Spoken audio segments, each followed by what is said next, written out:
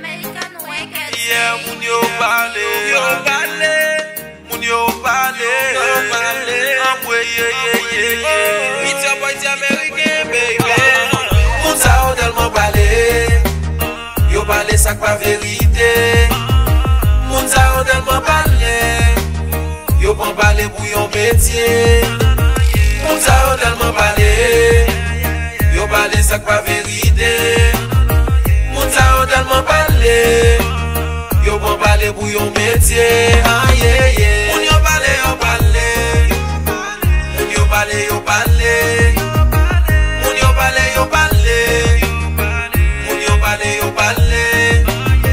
Moun yo pale, yo pale. Moun yo pale, yo pale. Moun yo pale, yo pale. Moun yo pale, yo pale.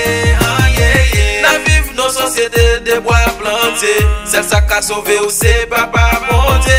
Gen nan moun celle ça yo propre c'est blé de balé. Yo pas jamais réglé rien sérieux. Dans la vie ça zambim c'est ou pour mettre tête ou pas quitter aucun moun vinn faire choix pour. Demain c'est ou même qui poil parler ou mal. Celle ça zambim faut qu'on mette tête ou normal. Moun ça ou tellement parler ici bas.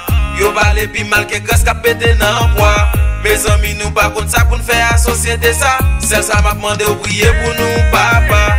Moun sa ou tellement parler, yo parler ça pas vérité. Moun sa ou tellement parler, yo bon parler pour yon métier.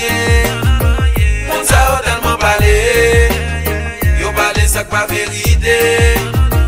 Moun sa ou tellement parler, yo bon parler pour yon métier. Ah yeah yeah. M'attendez à parler, yo te metti ça yo vle pas j'aime virer garder yeah. Dans la vie depuis wap travail, depuis wap fait ça qui bon, yo pas j'aime vlo faire succès. Hey, toujours ouais dans rêve ou toujours été positif. Sans depuis wap fait ça qui mal, pas que moun ka prête sou. Yo parle mal, yo critiqué. Rien pas jamais marché, sans mime toujours veiller, prier pour tout bagaille qu'a réalisé. Yeah, pour tout bagaille qu'a réalisé.